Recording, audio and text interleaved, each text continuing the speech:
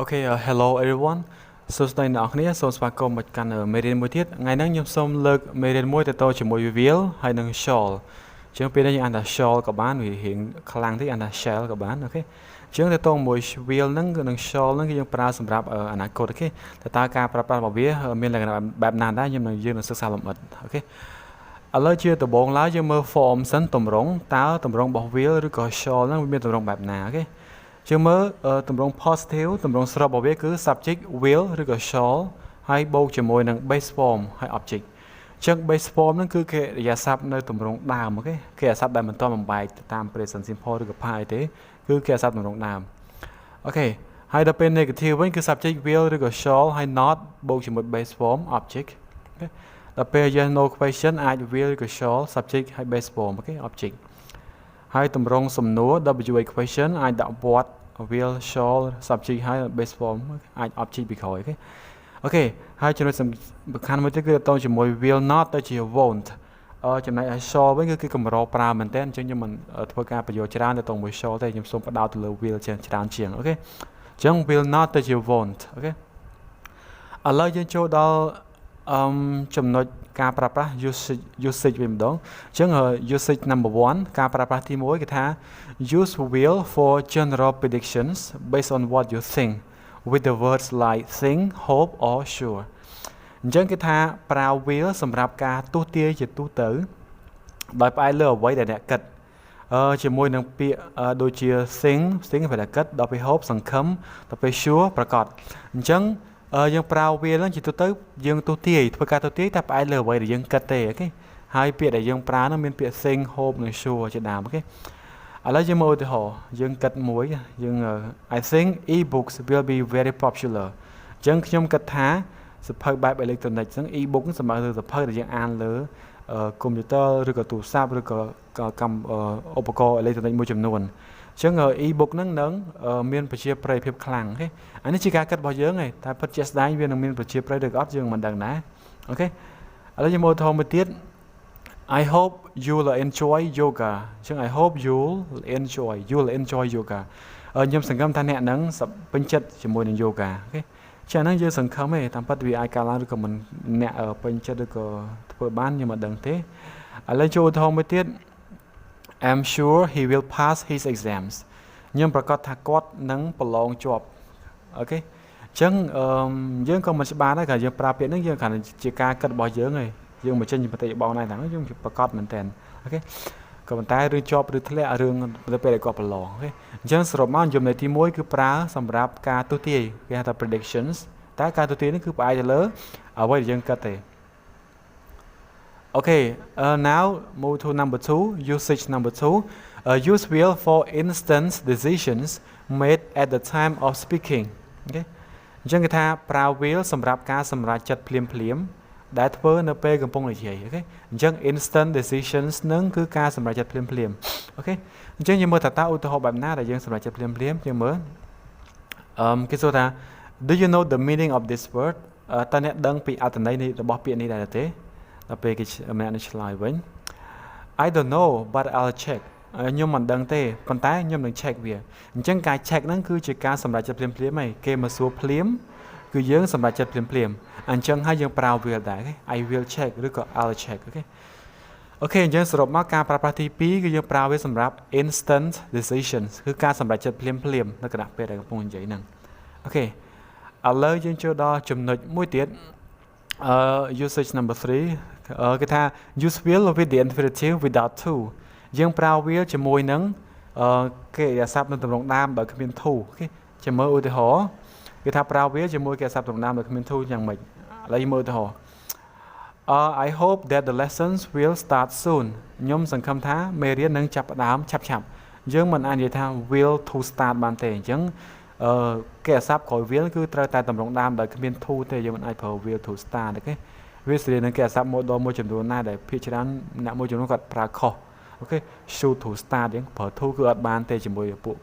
គេថាប្រភេទ modal បែបហ្នឹងអូខេឥឡូវយើងតមួយទៀតចូលដល់ចំណុចទី4 the short form យើង is used mainly with pronouns and in speaking អញ្ចឹងគេថា short form ទម្រង់ខ្លី the bot កាត់ក្បៀសបន្តិចហ្នឹងត្រូវបានគេប្រើច្រើនតែជាមួយនឹងសព្វនាមទេមានថាវាកាត់យើងកាត់បានលោកតាយើងប្រើជាមួយសព្វនាមអញ្ចឹងណាហើយនៅក្នុងការនិយាយទៀតអូខេអញ្ចឹងពេលសរសេរយើងជៀសវាងបានជៀសវាងទៅយើងគួរតែសរសេរទម្រង់ពេញនៅក្នុងការនិយាយតែក្នុងការសរសេរតែបើសិននៅក្នុងការនិយាយយើងអាចកាត់បានអូខេ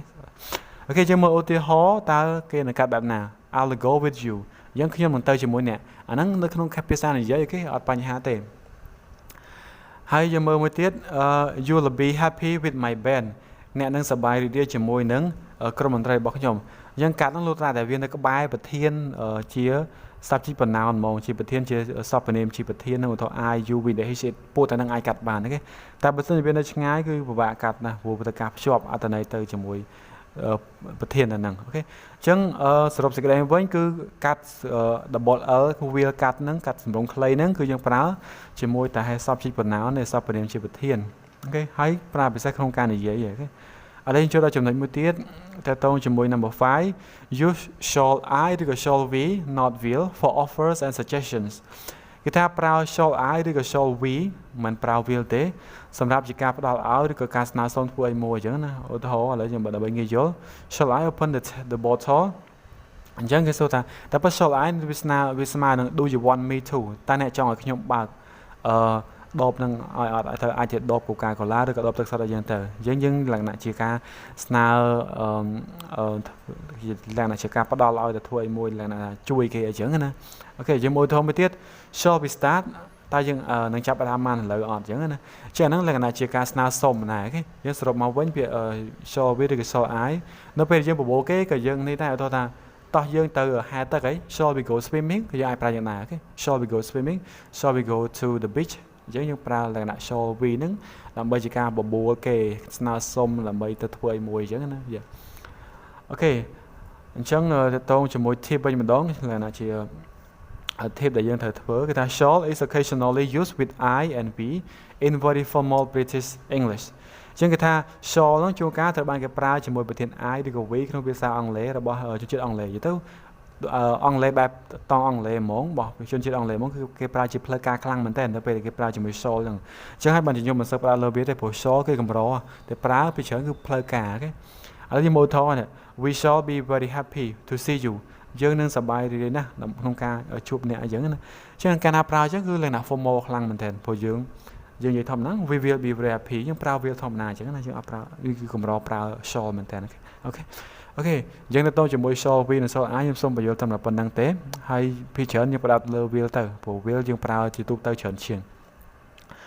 អូខេឥឡូវយើងចូលដល់ practice វិញម្ដងហើយយើងបានរៀនមេរៀនហើយសង្ឃឹមថាពួកយើងអាចចាំមេរៀនមួយចំនួនមេរៀននេះយើងនឹងផ្ដោតទៅលើការកាត់តម្រងខ្លីតែយើងចាំអត់ថាតើពេលណាយើងកាត់ទៅតម្រងខ្លីទី1 I will try yoga អញ្ចឹងយើងអាចកាត់ទៅជា I'll try yoga បានអញ្ចឹងណាដល់ពេលទី2 shall we sit down តើយើងអង្គុយចុះហើយដល់ពេលយើងសួរអញ្ចឹងមានន័យថាយើងអាចកាត់បានទេព្រោះ shall វាមិននៅក្បែរនឹងប្រធានទេអញ្ចឹងដូចខ្ញុំប្រាប់ពីមុនអញ្ចឹងយើងចង់កាត់បានលោកតែវានៅក្បែរប្រធានអូខេឥឡូវយើងមើល number 2 តើកាត់បានអត់ we will feel better អូខេពី number 3 number 3ចាប់ពីលេខ3ដល់លេខ10អញ្ចឹងយើងចំណាយពេលខ្លះធ្វើវាសិនទៅបើសិនជាកាត់បានយើងសេមកបើសិនជាកាត់មិនបានទេដាក់សញ្ញាខ្វាយមកអូខេឥឡូវចូលទុកតែយើងធ្វើវាហើយតោះឥឡូវយើងឆែកចម្លើយដល់គ្នាយើង number 3 we will feel better អញ្ចឹង answer កាត់បានឬក៏អត់ចាំមើលអូខេ will feel better យើងនឹងមានអារម្មណ៍ធូរស្បើយជាងមុនឬក៏ល្អប្រសើរជាងមុនអូខេចុះ number 4តើយើងកាត់បានអត់ number 4អញ្ចឹងចម្លើយវាគឺ no មិនអាចកាត់បានទេវានៅឆ្ងាយពីប្រធាន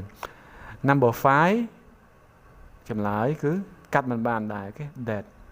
កាត់បានតែ subject pronoun ទេជាប្រធានទេអូខេ number 6កាត់មិនបានដែរ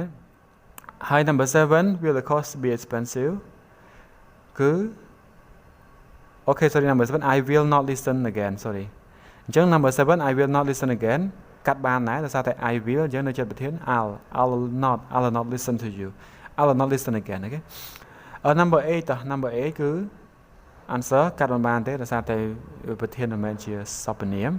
ហើយ number 9 the instructor will not repeat it so có cắt ở bàn này phổ biến mình mang chỉ subject pronoun last one number 10 I hope it will be fun chẳng chấm lại cứ yeah it'll be fun it'll be fun ok chẳng ai các bạn sao vì nó có bài bật hiện it ok chẳng tôi chỉ it'll be fun it'll be ok thank you lời tôi chỉ một làm hắn nhưng mình là nói cho đọc practice B mình mà đón practice B cứ nghi mình tên cứ như ABC thế ở mình bạn thế dân chấm dân chấm này tại môi thì cái pin tí nhưng thưa bây giờ tới thật ta chứ ai tôi chấm lại trở ở thế giờ mới number 1 là hồi đầu number 5 cái ở đây này dân cho tôi thấy dân thưa hỏi tao cho chấm lại tao cái này dân giờ mới tí mùi I hope my sister this yoga CD dân mới will likes rồi có will liking rồi có will like chẳng chấm lại cứ C will like kể để sắp nơi bị coi will cứ base form kể cho tụi đồng đám đợi comment s đợi comment ing okay. Tone number 2 I'm sure giờ mới A cái thằng she won't has a time to do yoga B cái thằng she won't have time to do yoga hay trong cái she won't be have time to do yoga ok chẳng chậm lại với cứ B she won't have chẳng kể sắpต่อពី will ឬក៏ won't នឹងហើយគឺតម្រងដើមឲ្យ base form យើងអត់មានតការប្រើ b ជាមួយ have ទៀតទេហើយយើងមិនអាចបំបែក has បានដែរអូខេមិនមែនបំបែកតាមប្រធាន he she ទេព្រោះ will វាអាចប្រឆាំងអាចទប់ទល់មួយ he she បានអត់ខ្វល់ទេគ្រប់ប្រធានណាក៏បានប្រើមួយ will អូខេអត់បំបែកទេអូខេទី3តោះ A គឺថា we shall listen ឬក៏ shall be listen ឬក៏ shall be listen A B C នេះតាមមួយណា to our new city now yesយើងចម្លើយគឺ C shall we listen តើពួកយើងស្ដាប់ CD ថ្មីរបស់យើងឥឡូវនេះហីដល់ពេលគេឆ្លើយ yes យើងយក A អត់ត្រូវទេ we shall ព្រោះវាជាតម្រងសំណួរយើងយកពាក្យ shall ដាក់ពីមុខហើយដល់ពេល B យើងមិនអាចបំបែកគេអាស័ព្ទទៅជា ED បានទេវាជាអតីតកាលហើយ C បានត្រូវទេតោះ number 4 A គេថា will I be good at yoga តើខ្ញុំនឹងអាចបង្កើតហាន yoga ទេដល់ពេល B ក៏ថា yes you ចឹងចម្លើយគឺyes you will ចឹងគេសួរ will ចម្លើយច្បាស់ជាចេញ will បានអត់មានចេញ you do បានទេហើយចេញ you won't លោកតាតែបដិសេធបាន won't អូខេតោះតែ no អូខេ number 5 last one I think ចម្លើយមាន I'll stop ឬក៏ I'll stop B ហ្នឹងឬក៏ I stop this yoga CD is too difficult ខ្ញុំនឹងបញ្ឈប់ CD គេហៅ CD yoga ហ្នឹងព្រោះវាលំបាកពេកអូខេអញ្ចឹងយើងមើលចម្លើយគឺ letter B I'll stop អូខេយើងយក A អត់ត្រូវទេมันអាចបំបែក ED នៅក្នុងក្រោយ will បានទេហើយយើងក៏មិនប្រើ present simple ដែរអូខេព្រោះយើងនិយាយថាយើងនឹងវានឹងកាត់ឡើងនៅក្នុងពេលបន្តិចទៀតហ្នឹងយើងមើលថាវាពិបាកពេលយើងកំពុងតែយ៉ាងណាស្ដាប់ទៅវាពិបាកទៅយើងគេសម្រេចថានឹងឈប់អាហ្នឹងគឺសម្រេចចិត្តភ្លាមហើយអូខេហើយវានឹងកាត់ឡើងបន្តិចទៀតហ្នឹងអញ្ចឹងហើយបានយើងប្រើជា future simple ជាមួយ will ធម្មតាអញ្ចឹង B ចម្លើយត្រូវអូខេអញ្ចឹងទៅជាមួយលំហាត់ B យើងមានតែប៉ុណ្្នឹងទេចុងក្រោយដូចជាអស់ហើយទៅមួយហ្នឹងយើងសង្ឃឹមថាអ្នកនរគ្នាមើលមេរៀនឡើងវិញអូខេជួបគ្នានៅវីដេអូក្រោយអរគុណច្រើន Thank you